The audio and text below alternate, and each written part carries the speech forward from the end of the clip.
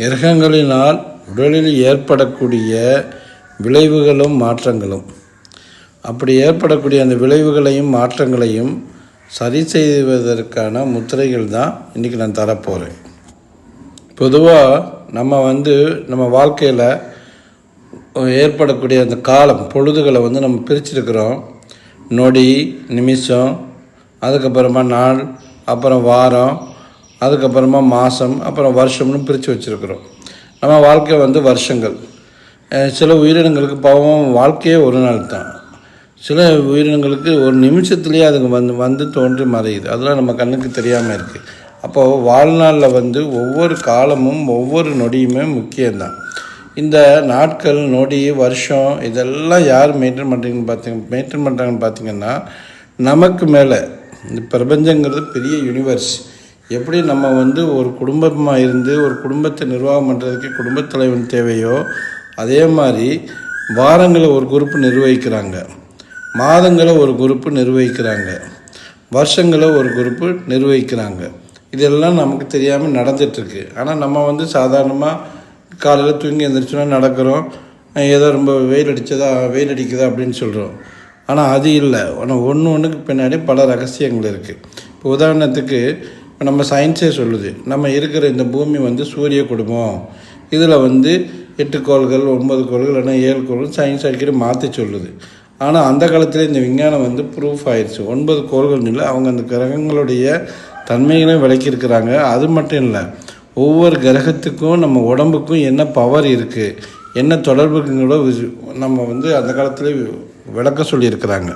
நீங்கள் பார்த்தீங்க அப்படின்னா இப்போ நம்ம சூரியன் எடுத்துக்கணுமே, நம்ம சூரியன் எடுத்தோம்னா சூரியன்லேருந்து என்னென்ன நம்மளுடைய இதயம், கண் ரொம்ப நல்லா வேலை செய்யும். இப்போ நம்ம சூரியனுடைய ஆகர்ஷ சக்தி சொல்லப்படுவோம், காந்த சக்தின்னு சொல்லுவோம்.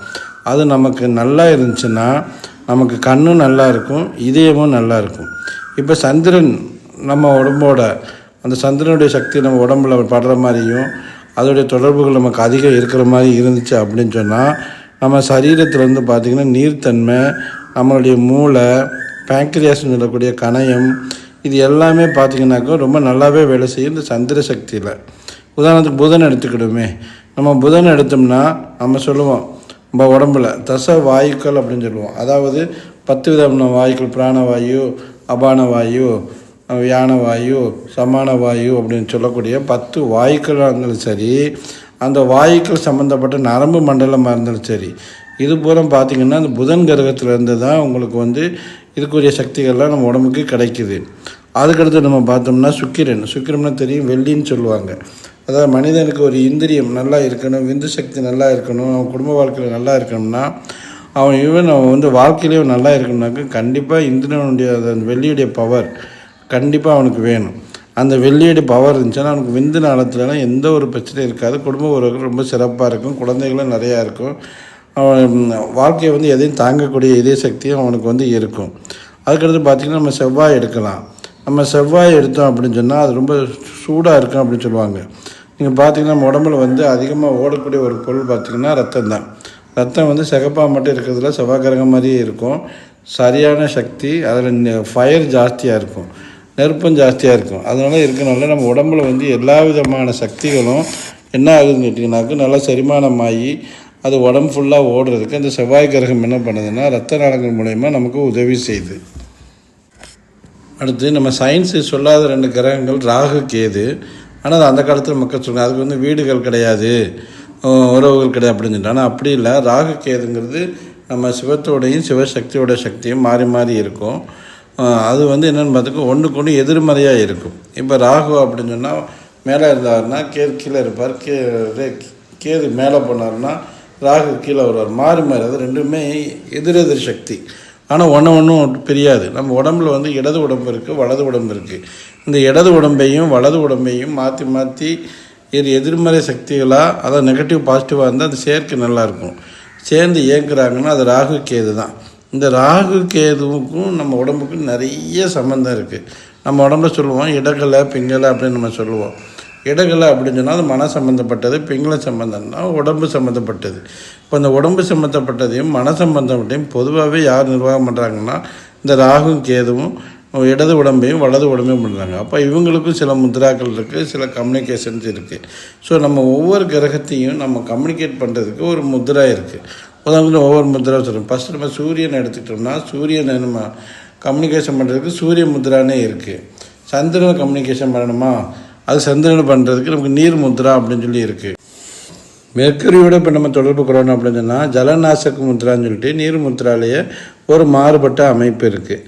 அதுக்கடுத்து நம்ம செவ்வாயோட நம்ம தொடர்பு கொள்ளணும்னு வச்சுக்கோங்களேன். அதாவது மார்ச் நம்ம சொல்லுவோம். செவ்வாயோட நம்ம தொடர்புனாக்கா நம்ம அபான வாயு, நம்ம உடம்புல உள்ள அபான வாயை நம்ம நீக்கினால செவ்வாய் கிரகத்துடைய பலம் கூடும். அதனால் ரத்த ஓட்டங்கள்லாம் கூடும், நம்ம சக்தி ஓட்டமும் நிறையா இருக்கும். உங்களுக்கு செவ்வாயை பற்றி நிறைய தெரியும், கொடுக்குறது அதுதான் அப்படின்னு சொல்லுவாங்க.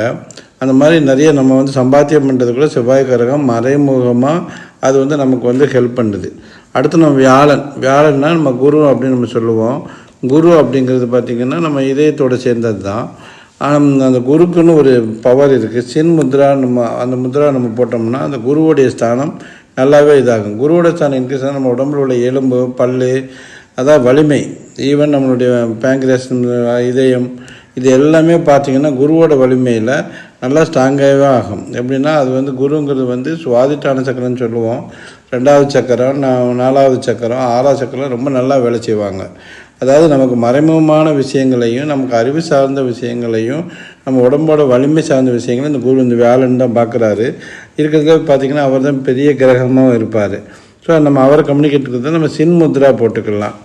அதுக்கடுத்து நம்ம வெள்ளி, சுக்கிரன் நம்ம சொல்லுவோம். சுக்கிரன்னா சொன்னால் அவருக்கு நம்ம சின்முத்ரா போட்டாலே போதும், அவருக்கு சின்முத்ரா போட்டாலே போதும். அந்த சுக்கிரன் பார்த்திங்கன்னா விந்து சக்தி, நம்ம உடம்புல விந்து சக்தி, நெடுநேரம் நம்ம டயர்டாகாமல் இருக்கிற தன்மை, இதெல்லாம் யார் பார்க்குறாங்கன்னா நீண்ட நாள் வாழ்க்கை, இது எல்லாமே சுக்கிரனோட சம்மந்தப்பட்டு தான். அதனால் நம்ம சுக்கிரனை நம்ம கம்யூனிகேட் பண்ணணும் அப்படின்னு சொன்னால் சின்முத்ரா நீங்கள் அதிகமாக யூஸ் பண்ணிக்கோங்க. அடுத்து நம்ம சனி தான் ரொம்ப பயங்கரமான ஆள். அவர் நமக்கு என்ன பண்ணுறாருன்னா எல்லா விதமான சக்திகளையுமே, அதாவது பிராணசக்தின்னு நம்ம சொல்லுவோம், எல்லா விதமான சக்திகளையுமே அவர் தான் நமக்கு கொடுத்துட்ருக்கிறாரு. ஸோ நம்ம அவருடைய சக்தி நம்ம உடம்புல குறைஞ்சிருந்ததுனால நம்ம ஆகாய முத்ரான்னு ஒரு முத்ரா இருக்குது. அது போட்டோம்னா நம்ம உடம்புல பிராணசக்தி கூடும். அப்போ சனியுடைய பவர் இன்க்ரீஸ் ஆகும். அதாவது சொல்லுவாங்க, கொடுக்குறது அவர் தான், எடுக்கிறது அவர் தான், தன்னை கொடுக்குறது அவர் தான், தண்ணிக்கிறது அவர் தான், இப்படிலாம் நிறையா சொல்லுவாங்க. அதுதான் சனிங்கிறது தான் உயிர் மாதிரி நமக்கு. நம்ம எவ்வளோ நாள் வாழணும், எவ்வளோ நாள் இருக்கணும் அப்படிங்கிறத முடிவு பண்ணுறது அந்த கிரகம் தான். ஸோ நம்ம அதனால் சனியுடைய பவர் நம்ம வாழ்நாளை அதிகப்படுத்திக்கிறதுக்கும், நம்ம மனசை திடப்படுத்திக்கிறதுக்கும், பயம் இல்லாமல் வாழ்கிறதுக்கும், எல்லா உறுப்புகள்லையுமே பிராணசக்தி அதிகமாக பாய்கிறதுக்கும் நம்ம சனி கிரகத்தை நம்ம தொடர்பு கொள்ளலாம். சனி கிரகத்தை தொடர்பு கொள்றதுக்கு நீங்கள் ஆகாஷ் முத்ராவை யூஸ் பண்ணிக்கோங்க. அடுத்து நம்ம ராகுக்குன்னு நம்ம தனியாக யூஸ் பண்ணோம்னா பிராண முத்ரா, கேதுக்குன்னு நம்ம யூஸ் பண்ணோம்னா ஆகாஷ் முத்ரா. எப்போ நமக்கு சக்திகள் ரொம்ப கம்மியாக இருக்கோ அப்போ ஆகாஷ் முத்ரா யூஸ் பண்ணிக்கோங்க, கேதுவை நினச்சி. எப்போ சக்திகள் கொஞ்சம் அதிகமாக இருக்கோ அப்போ நீங்கள் என்ன பண்ணிக்கலாம், அதை நம்ம கரெக்டாக அந்த சக்திகளுக்குள்ள பிராணசக்தியை இன்க்ரீஸ் பண்ணுறதுக்கு ராகுவை தொடர்பு பண்ணலாம். அதுக்கு நம்ம பிராண முத்ராவை யூஸ் பண்ணலாம்.